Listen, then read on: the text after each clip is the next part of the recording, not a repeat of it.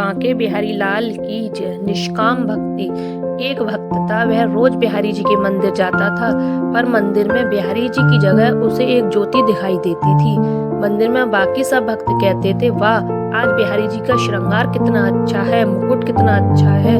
वो भक्त सोचता था कि बिहारी जी सबको दर्शन देते हैं, पर मुझे क्यों नहीं देते, मुझे क्यों ज्योति के रूप में दिखाई देती है। एक दिन मैं बिहारी जी से बोला कि आप सबको दर्शन देते हैं, पर मुझे दिखाई नहीं देते, कल आप मुझे दर्शन देना।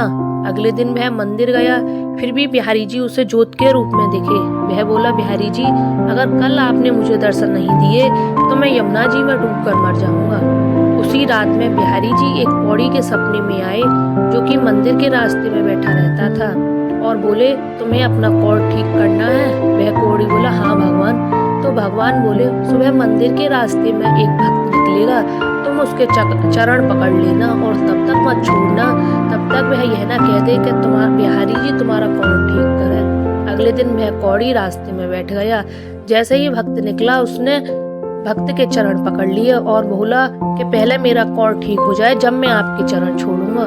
भक्त ने कहा कि मेरे पैर छोड़, मैं कैसे कौड़ ठीक करूंगा, बिहारी जी से कहा। उसने कहा, नहीं, आप ही कहो बिहारी जी से, तब मैं आपके चरण छोड़ूंगा। एक तो भक्त वैसे ही परेशान था कि उसे बिहारी जी के दर्शन नहीं दे रहे थे, ऊपर से कौड़ी पीछे पड़ गया। तो वह झुंझलाकर बोला, जाओ बिहारी जी तुम्हारा कौड़ ठीक करे, और मंदिर में चला गया।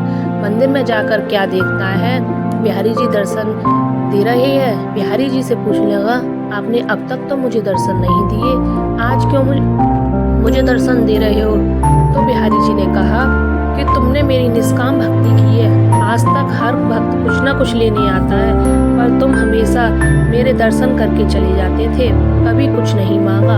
आज तुमने रास्ते में कौड़ी का जो कौड़ ठीक किया, उससे कह दी कि बिहारी जी तुम्हारा कौड़ ठीक करेंगे, इसी से तुम मेरे दर्शन करने आई हो, इसी कारण मैंने आज आपको दर्शन दिए हैं। सार यह है कि भगवान की निष्काम भक्ति करनी चाहिए। भगवान की भक्ति करके यदि संसार के ही भोग सुख ही मांगे तो फिर वह भक्ति नहीं, वह तो सौदाबाजी है। बोलो बांके बिहारी लाल की जय। राधा रानी।